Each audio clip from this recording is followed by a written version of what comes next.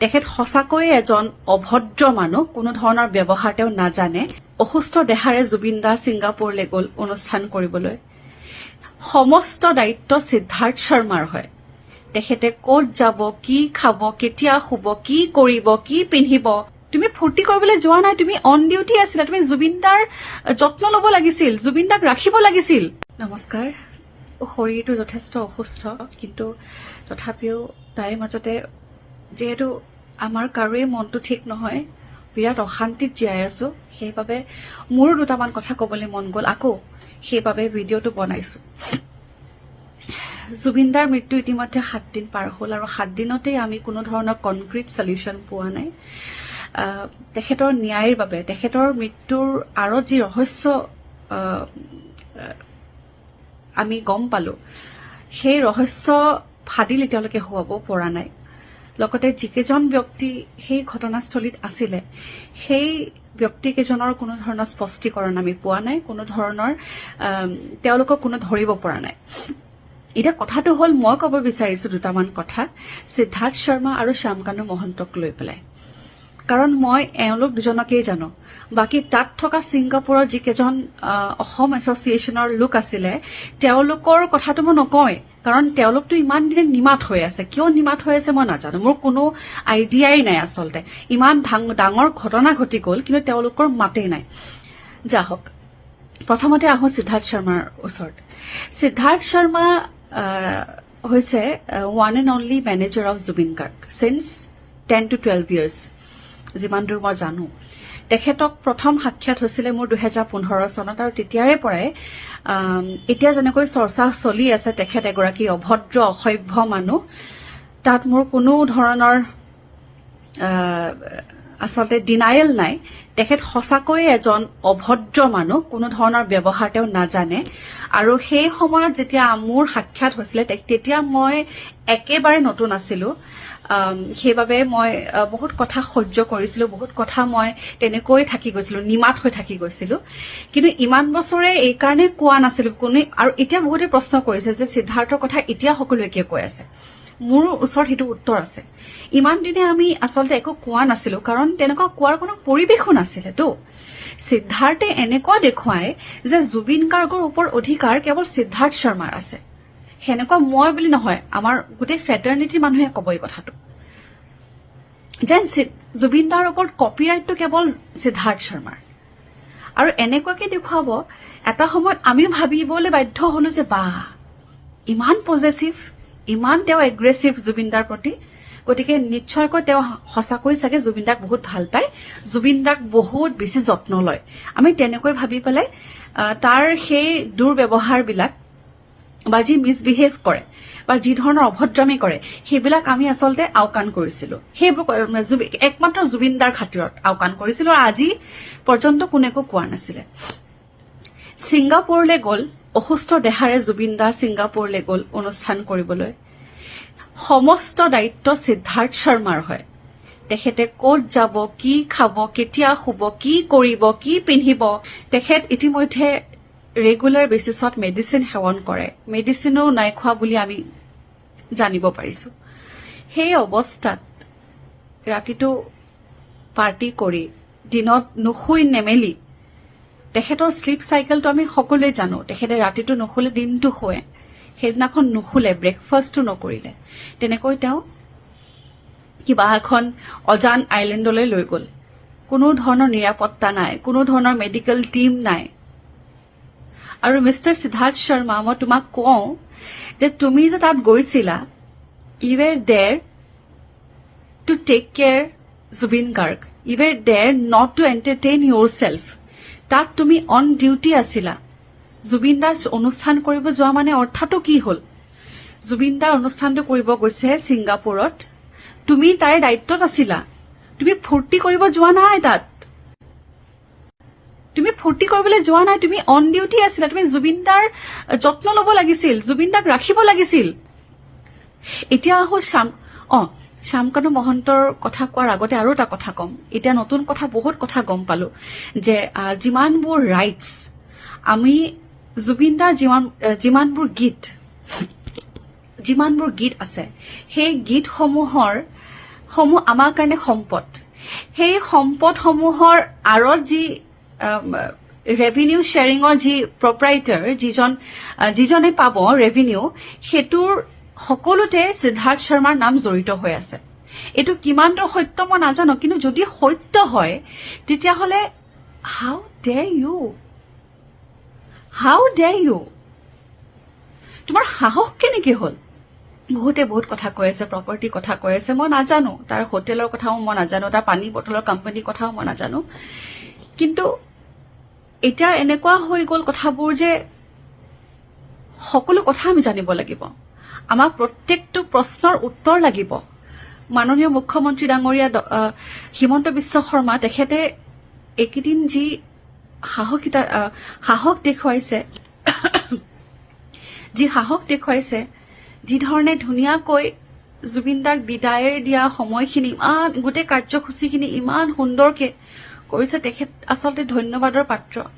তেখেতক মই অন্তৰৰ পৰা ধন্যবাদ জনাইছো। কিন্তু তেখেতক মই আৰু এটা কথা কৈ দিওঁ যে আপোনাৰ ওপৰত আমাৰ আস্থা আছে, বিশ্বাস আছে। তাত যিকেইজন মানুহ আছিলে প্ৰত্যেকজনকে অসমত লৈ আহক না, অসমত লৈ আহি পেলাই বহাই লৈ পেলাই প্ৰশ্ন কৰক। যিজন মানুহে মৃত্যুৰ সময়তো অসমক গ্ল'বেলি জিলিকাই থৈ গৈছে, ইমানবোৰ কাম দি থৈ গৈছে, ইমান কি কৰি গৈছে অসমৰ কাৰণে, সেইজন মানুহৰ ন্যায়ৰ বাবে আমি আজি এনেকৈ যুঁজিবলগীয়া হৈছে। বিৰাট লাজ পাইছো। এতিয়া আহিছো শ্যামকান্ত মহন্তৰ ওচৰলৈ। মই এটা ইনচিডেণ্ট শ্বেয়াৰ কৰিব বিচাৰিছো। মই শেহতীয়াকৈ চিকাগোলৈ গৈছিলো, আৰু চিকাগোলৈ যাওঁতে Assam association of north America তেওঁলোকে সমস্ত দায়িত্ব লৈছিলে, মোৰ তাত থকা, খোৱা, তাত লৈ যোৱা, তাত যত্ন লোৱা। তাৰমানে মই এইখিনি কথাও আপোনালোকক ক'লো যে মই যদি অকণমান খোজকাঢ়িবও যাব বিচাৰো, ইভিনিং ৱাক কৰিবলৈ যাব বিচাৰো, তেতিয়াও তেওঁলোকে কয় যে অকলে নাযাবা, তুমি আমাৰ দায়িত্বত আছা, আমি কোনোবা এজন তোমাৰ লগত থাকিম, ব'লা, য'ত যাব মন গৈছে তুমি আমাক কোৱা, আমি তোমাক লৈ যাম।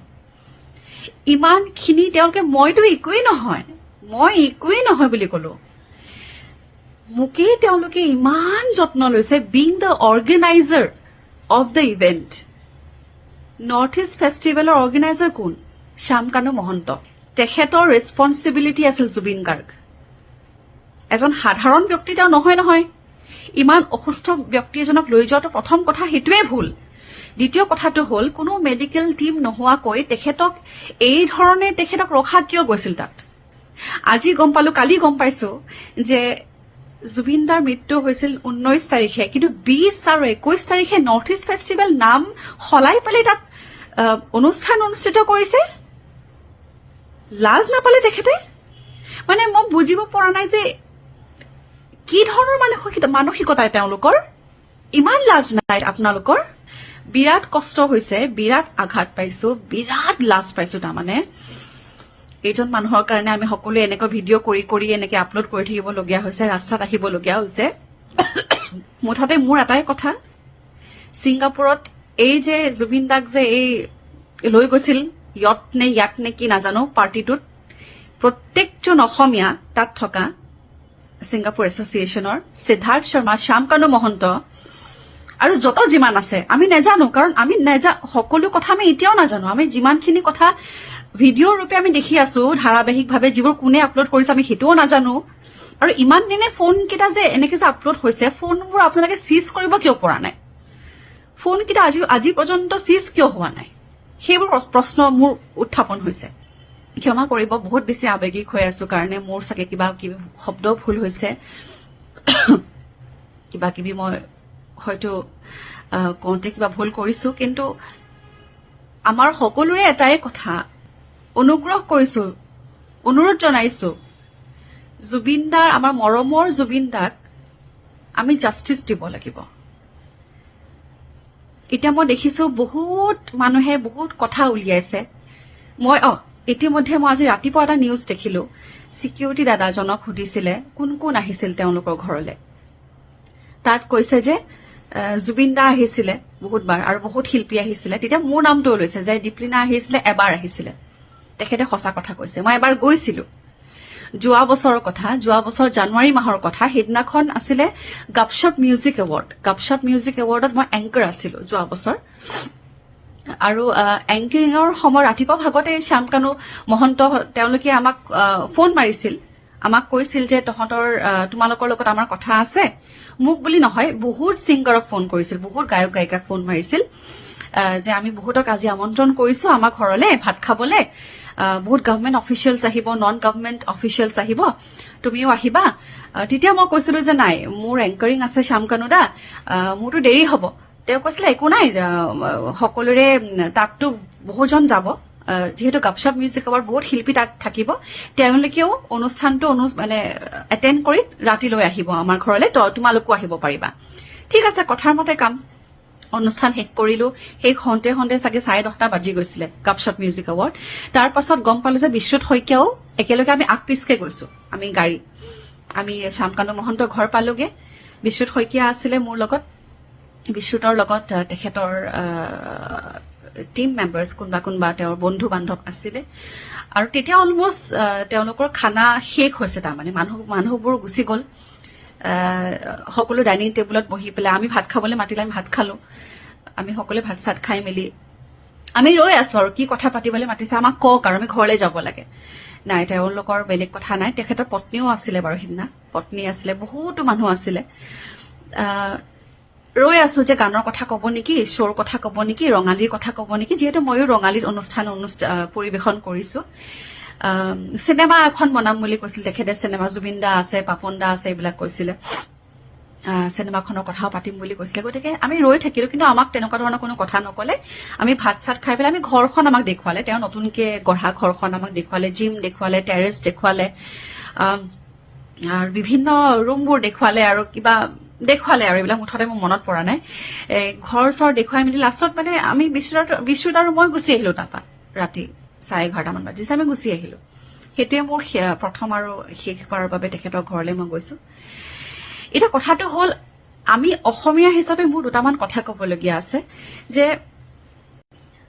আমি যিটো মেইন কথা, তাৰমানে যিটো মূল উদ্দেশ্য, সেইটোৰ পৰা ফালৰি কাটিব নোৱাৰো।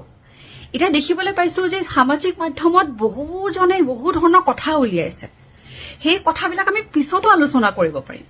প্ৰথম কথা হ'ল, দোষীক শাস্তি দিব লাগিব, আৰু শাস্তিটো এনেকুৱা হ'ব লাগিব যে জেললৈ গ'ল আকৌ ওলাই আহিল, সেইটো নহয়। তাৰমানে কঠোৰ শাস্তি, যিটো আমি দেখিবলৈ পাওঁ আজিকালি, পটককে ওলাই আহে, পটককে যায়, খুব সহজ হৈ গ'ল, খুব কেজুৱেল হৈ গ'ল। আমাক কেজুৱেল পানিচমেণ্ট নালাগে জুবিনদাৰ ক্ষেত্ৰত। গতিকে মূল কথাটোত সকলোৱে ষ্টিক কৰক। মোৰ এটাই কথা, মই আকৌ এবাৰ কৈছো, অসম চৰকাৰ, অসম আমাৰ প্ৰশাসন, সকলোৰে ওপৰত মোৰ আস্থা আছে, সকলোৰে ওপৰত মোৰ বিশ্বাস আছে। তথাপি পুনৰবাৰ মই অনুৰোধ জনালো, ইমান দিন কিয় লাগিছে? 7 দিন হৈ গ'ল, অনুগ্ৰহ কৰিছো, সোনকালে কাম কৰক। কাম কৰি আছো, দেখা পাইছো, কাম কৰি আছে তেওঁলোকে, দেখা পাইছো, কিন্তু সোনকালে কাম কৰক, আৰু উচিত তদন্ত কৰি দোষীক কঠোৰতকৈ কঠোৰ শাস্তি দিয়ক, লাগিলে যোনেই নহওক। আমাৰ সেইটো একমাত্ৰ কথা, আৰু আমি এই কথাটোতে ষ্টিক কৰিব লাগিব এইকেইদিন, যেতিয়ালৈকে তেওঁ আমাৰ জুবিন দাই ন্যায় নাপায়। বাকী কথাবিলাক পাতিবলৈ আমাৰ বহুত আছে, বহুত দিন আছে। ডাইভাৰ্ট নহ'ব, stick to the point. Thank you so mass.